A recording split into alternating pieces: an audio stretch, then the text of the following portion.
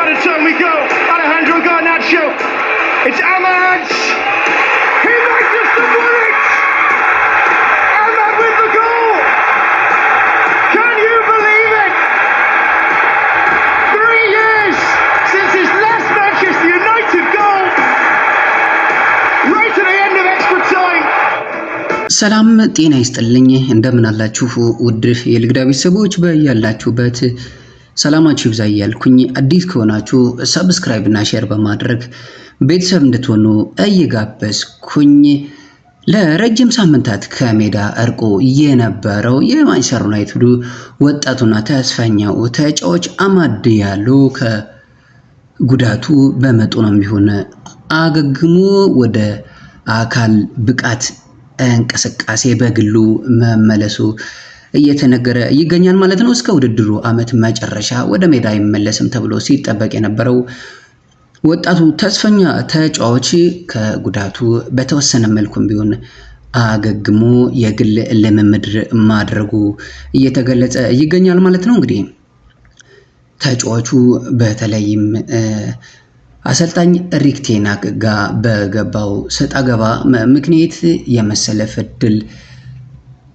መስጠት ነፍጎት የነበረው ተጫዋቹ እንግዲህ አሰልጣኝ ሩበን አሞሪም ወደ ማንቸስተር ዩናይትድ ከመጡ በኋላ በቂ የመሰለፍ እድል እየሰጡት ድንቅ የሆነ እንቅስቃሴም እያስመለከተ ጎሎችንም እያስቆጠረ በነበረበት ሰዓት ልምምድ ላይ ባጋጠመው ጉዳት ለበርካታ ሳምንታት ከሜዳ እርቆ የነበረ ቢሆንም እንግዲህ አሁን በተወሰነ መልኩ ከጉዳቱ አገግሞ ወደ አካል ብቃት ልምምዶች መመለሱን መረጃዎች እየጠቆሙ የሚገኙበት ሁኔታዎችን እየተመለከትን እንገኛለን ማለት ነው። እንግዲህ ነገሮቹ በጥሩ ሁኔታ ከቀጠሉም በቅርቡ ወደ ሜዳና መደበኛ ልምምድ ይመለሳል ተብሎም የሚጠበቅበትን ሁኔታ እየተመለከትን እንገኛለን ማለት ነው። ሌላው እንግዲህ ከማንቸስተር ዩናይትድ ጋር በተገናኘ ማንቸስተር ዩናይትድ ዛሬ ወደ ፈረንሳይ በማቅናት ከኦሎምፒክ ሊዮን ጋር የአውሮፓ ሊግ ጨዋታውን በግሩም ፓ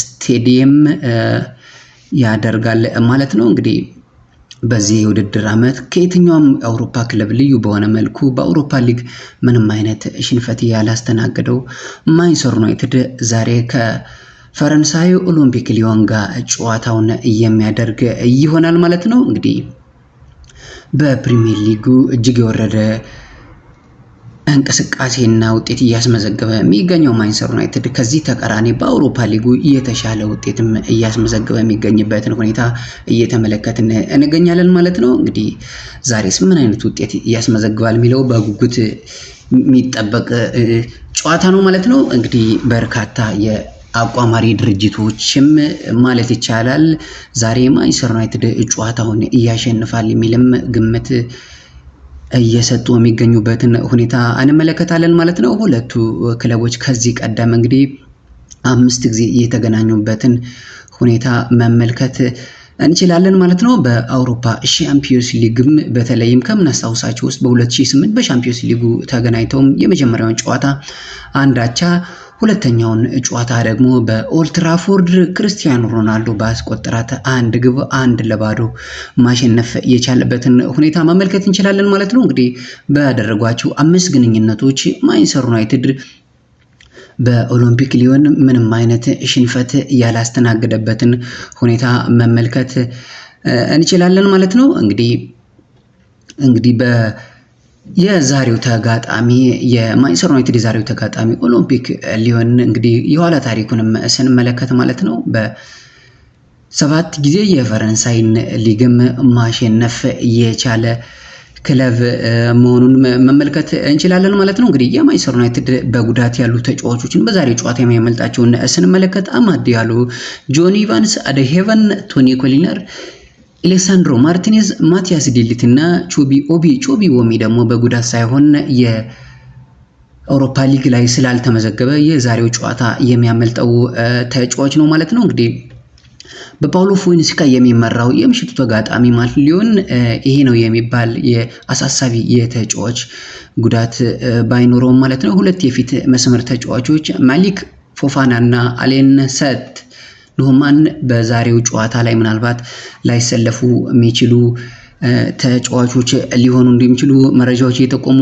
ይገኛሉ ማለት ነው። እንግዲህ የዛሬውን ጨዋታ በዋና ዳኝነት መምራት የሚችሉት ኖምበርግ በዚህ የሚባሉ ዳኛ ሲሆን በዚህ የውድድር ዓመትም 5 የሻምፒዮንስ ሊግ ጨዋታቸውን መምራት እየቻሉ ዳኛ ናቸው ማለት ነው። እንግዲህ ይህ ዳኛ ለመጨረሻ ጊዜ ማንቸስተር ዩናይትድን የዳኙትን በ2023 ባየር ሙኒክ በሜዳው አሊያንዝ አሬና 4-3 ሲያሸንፍ ከአስሜሮ ግቦችን ያስቆጠረበት ጨዋታ ላይ ያኔ ነበር መዳኘት የቻሉት ይህ ዳኛ ማለት ነው። እንግዲህ ዛሬ በማንቸስተር ዩናይትድ በኩል 3-4-3 ግምታዊ አሰላለፍንም ስንመለከት ኦናና፣ ዩሮ፣ ማጉዌር፣ ማዝራዊ፣ ዳሎት፣ ካስሜሮ፣ ብሩኖ፣ ዶርጉ፣ ጋርናቾና ዝርክዚ እንዲሁም ደግሞ ሆሊውንድ የማንቸስተር ዩናይትድ ቋሚ ተሰላፊዎች ይሆናሉ ተብሎ ሲጠበቅ የኦሎምፒክ ሊዮን ደግሞ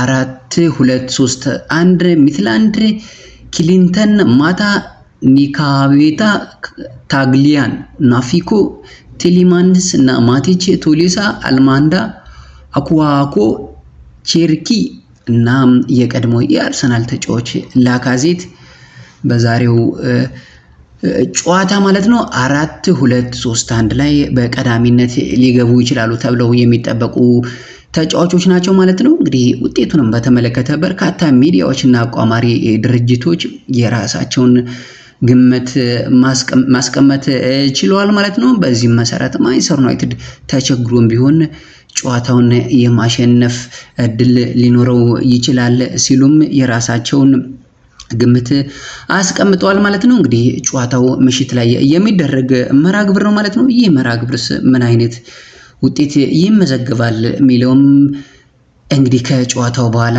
ውጤቱን የምናይ ይሆናል ማለት ነው።